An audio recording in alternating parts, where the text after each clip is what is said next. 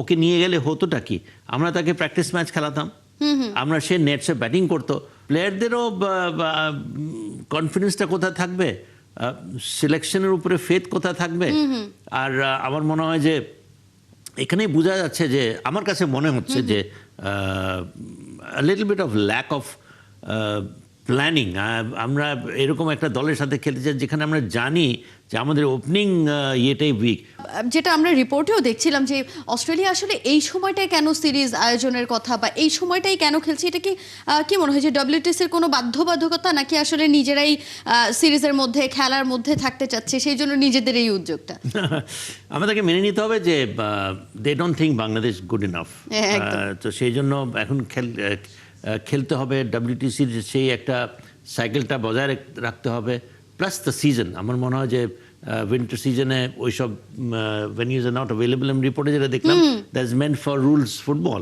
তো সেই জন্য এবং অস্ট্রেলিয়া স্বাভাবিকভাবে সাউথ আফ্রিকা, ইংল্যান্ড, ইন্ডিয়া এদের জন্যই reserve for those ভেনিউজ।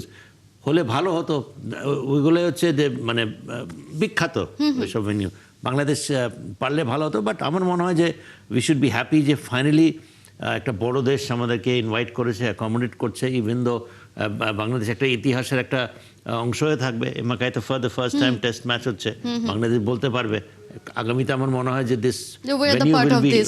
This venue will also be one of the major international venues. তো সেই দিক দিয়ে Bangladesh should be pleased. But সেখানে যদি আবার জয়ের একটা ছাপ রেখে আসতে পারে তাহলে তো কথাই নেই, সোনায় সোহাগে। এবং আমি মনে করি ফ্র্যাঙ্কলি যে রিসেন্ট সময় আমরা জিতেছি, ভালোভাবেই জিতেছি।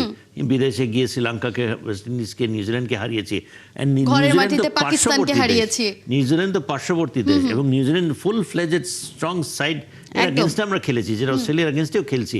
সো একদম যে আমরা হারাতে পারবো না, কিংবা হারালে খুব বেশি অবাক হওয়ার কিছু নাই। বাট আমাদেরকে what we should do is basically আমাদের যা যা করণীয় ঠিকভাবে সেটা যদি করতে পারি, আমার মনে হয় যে ডোন্ট বি সারপ্রাইজড।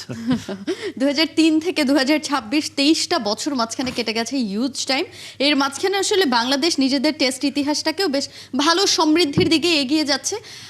23 বছর আগে ইনিংস ব্যবধানে হারের একটা লজ্জা ছিল, এইবার সেই লজ্জাটা ঘোচানোর মতো দল কি আপনি দেখছেন কিনা? যারাই আছে তাদেরকে দিয়ে সম্ভব কিনা? হ্যাঁ, গুড কোয়েশ্চেন। আমি মনে করি যে এখানে আমি বিসাইডস লিটন দাস আরেকটা প্লেয়ার আমি এখানে অ্যাবসেন্সটা বোধ করছি। সেটা হচ্ছে গিয়ে ইভেন তো তার অফ ফর্ম, তাকে অফ ফর্মের কারণে নেওয়া হয়নি, মাহমুদুল হোসেন জয়। আমাদের কিন্তু অভিজ্ঞতার এখানে একটুখানি ঘাটতি আছে। ফার্স্ট অফ অল অস্ট্রেলিয়াতে কেউ খেলতে আসেনি। তারপরে আমাদের উইকনেসটা কোথায়? আমাদের উইকনেসটা হচ্ছে গিয়ে ওপেনিং ব্যাটিংয়ে। আমরা কাকে নিচ্ছি? আমরা তামিমকে নিচ্ছি, সৌম্য সরকারকে নিচ্ছি, যাদের টেস্ট ক্রিকেটে রিসেন্ট সময় কোনো অভিজ্ঞতাও নেই। এবং সৌম্য সরকার মোটামুটি 5.5 বছর পরে টেস্ট দলে। তার টেস্ট পারফরমেন্স রিসেন্ট আগে খারাপ ছিল না, তাকে নিয়েছে, উপায় না পেয়ে নিয়েছে।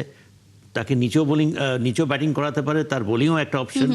বাট আমার মনে হয় তানজিদ তামিম কে সে তো এসছে অ্যাজ এন ওপেনিং ব্যাটসম্যান, মানলাম সে white ball cricket is one of the top players now.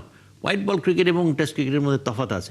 So why not, আমার কথা হচ্ছে ওয়াই নট মাহমুদুল হোসেন জয়, যে কিনা বড় বড় তার স্কোর আছে। সাউথ আফ্রিকাতে সেঞ্চুরি মেরেছে, নিউজিল্যান্ডও ভালো খেলেছে, বাংলাদেশেও বড় সেঞ্চুরি আছে। সো অ্যামাংস্ট দি ওপেনিং ব্যাটার্স ওই একমাত্র যে কিনা রান করেছে। বুঝলাম এখন ইদানিংকালে রান তার নাই, ইয়াং প্লেয়ার।